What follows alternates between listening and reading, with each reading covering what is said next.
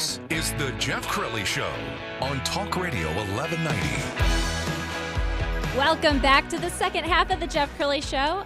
It's Sarah Crilley here, and I'm taking over. And so excited to have our guests in studio here at the iHeart Media Building. And hey, it's summertime, folks, and there's nothing hotter in Dallas than the real estate market. I recently purchased a home, and I know firsthand competition was so fierce. And here to talk about tips in buying in this competitive market is Gillian Cunningham. Welcome to the Jeff Crilley Show, Gillian. Thank you for having me. So excited to have you. So you are an agent here in Dallas. And with so many people moving here, what does that mean for our market here in Dallas? Well, right now we have a very, very competitive marketplace. I tell people all the time, if you're purchasing a home under $400,000, it's a seller's market, and you need to be prepared to bid above the asking price. So Absolutely. Yes, indeed. And if you're above that, we've got a balanced market anywhere between $400,000 to $700,000, and $700,000 above, we're in a buyer's market. And what are you advising to those buyers in this competitive market?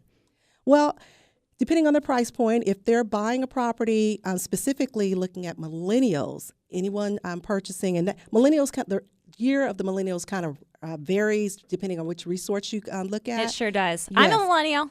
I'm 27. Well, I fall in there, right? Well, they say if you're looking at Newsweek, it's anywhere from 1977 to 1994. All right. So, and New York Times says it goes all the way up to 98, but it kind of varies. But if you are a millennial, I am suggesting that you, one, make sure that you hire a real estate agent and that you hire someone that is full-time in the business, not one of those part-time fly-by-night real estate agents. You want to have someone who's truly focusing on your best interest, someone who's working on real estate day in and day out and can definitely get you the best price for your money. Absolutely, because if you're a millennial and you're new to the market, gosh, it's just intense out there. And to have someone that knows the market, you've been around for years.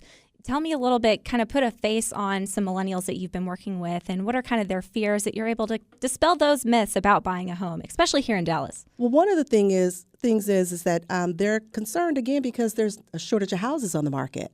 And for that reason, they are having to bid above the asking price.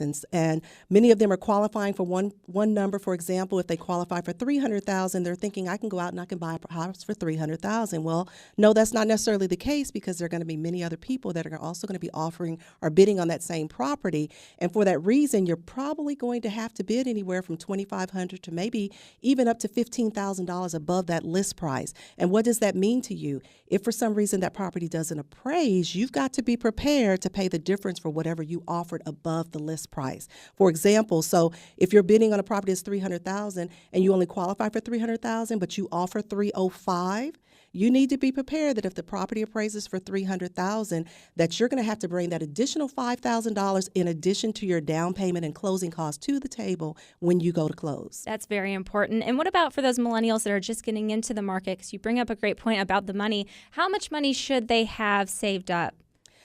I would say whatever your lender says you qualify for, you may want to back down about $10,000 to $15,000, because again, most people typically have their down payment and their closing costs, but they don't have that additional monies available if the property doesn't appraise. And so in most cases, if I'm working with the sellers, I'm telling my sellers that we want to check with the buyer's lender to make sure that they do have the assets available to cover whatever overage they bid above the list price.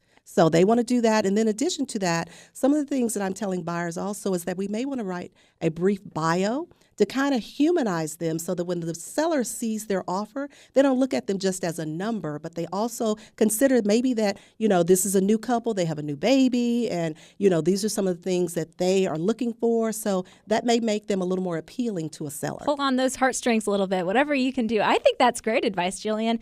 Give us some other tips. What are some things that millennials should be looking for when they're purchasing their very first home? First of all, you definitely want to go out and get pre-approved for financing.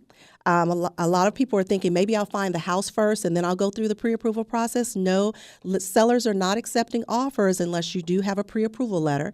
And then lose that house if you don't have that. That most definitely, and that house is not going to come available again. So that is definitely a good point. But then also I find that a lot of millennials are looking for homes that are more open. They have open floor plans, more flexible space. So it's, for example, if they have a study in the house, they may want a study that doesn't have built-ins, because they may opt to use that bedroom, the the study as a bedroom, or they may use it as a workout room. So they want more flexible space. We talk about open space.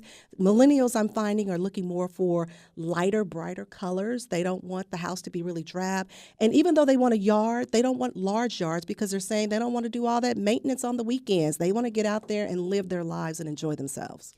Couldn't have said it better. Gillian Cunningham is our guest. Can you give us your website, Gillian? Yes, I am GillianCunningham.com, and that's Gillian with the G. And you can also find me on Ask Gillian Cunningham on Instagram and on Twitter. So also, you did bring up a great point about flexibility. Now, you millennials are wanting those dream homes. So sometimes, think about it, you could buy that home now, fix it up. Give us some advice on, maybe you're wanting to purchase that dream home, can't quite afford it, but hey, this could be a great investment property. Again, it is that first home. Give us a little bit of advice of kind of that mindset millennials should have going into buying their first home. Realizing that if you're purchasing your first home, it is exactly that. It's your first home. It's not your forever home. Most people are not going to live in their first home like for the next 30, 40 years. Yes, it is indeed. But one of the things I tell millennials is that look at it as an investment. Buy this house, get into it, because real estate is one of the best resources now to be able to build wealth.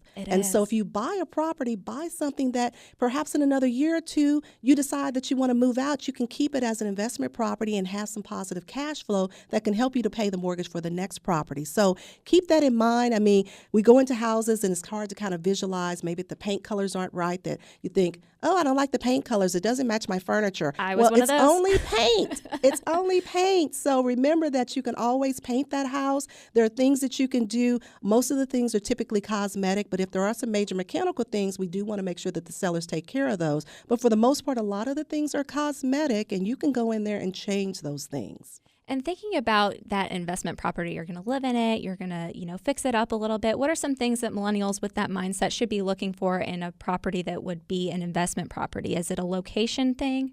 Well, millennials definitely want to be closer to shops and restaurants and have more walkable space. They want to be able to go out and just, have access to resources a lot faster. However, when you move into a house, some of these houses have not been updated, unfortunately. So remember that you can go in and you can change the countertops. You can in your kitchens, I'm speaking of, you can change the backsplashes. And a lot of that is something that's very minimal. Or as you're working, if you get a bonus, you might be able to go in and change your kitchen at some point. Things that are most valuable and that most millennials are looking for is an updated kitchen, if at all possible, and nice bathrooms. They like to have these spa-like bathrooms. Yes, myself included. I love the bathroom and a big closet. Can we have a big closet? That's what I'm finding most women are saying. Men are like, that's really not a big deal, but most women are saying if the closet isn't large enough, I don't know that I like this house. So that is something to take into consideration. So with your experience, Gillian, how long are you seeing people staying in their homes these days before they're moving again? Well, there was a time when they were saying most people are moving in anywhere from 3 to 7 years. I've seen that people have stayed in homes longer, especially after the economic downturn. But now I would say that probably anywhere from 3 to 5 years people are living in their homes before they decide to move on to the next home. I think that's fantastic. Again, Gillian Cunningham, can you give us your social media channels? Yes. Again, I'm on Twitter and Instagram at Ask Gillian Cunningham, and that is Gillian with a G, and then GillianCunningham.com is the website. And tell us a little bit about Facebook. I know that you're on Facebook and you're active. You love to interact with your clients and then people that are interested. You're really that resource guide of all things education when it comes to buying or selling your home. Indeed. Yes, indeed. One of the things, the reason why I got into real estate is because I really wanted to help educate and empower people when it came to real estate. Because when I bought an investment property, I'd already owned a home of my own, but was buying investment properties, I found a real estate broker and a mortgage broker that took advantage of me. And so for that reason, I actually try to put out tips and things, buyers and sellers tips to help people to prepare property and then also to help educate them on what's going on in the market. And I am on Facebook at Gillian Cunningham Realty Group. So if you want to have any tips or things of that nature, you can always like me on Facebook or follow me on any of those other social media platforms. And you can receive weekly tips on what you need to do to purchase a property and or to sell a property. Thanks so much, Gillian. We loved having you on, and I love that you have such a heart for this market and helping your clients get into that dream home no matter what price point. And can't wait to have you back on the show. Coming up, we're going to have the Dallas Junior Chamber, speaking of millennials, on the show. They are the destination for Dallas area young professionals, and they'll be on. Stay with us.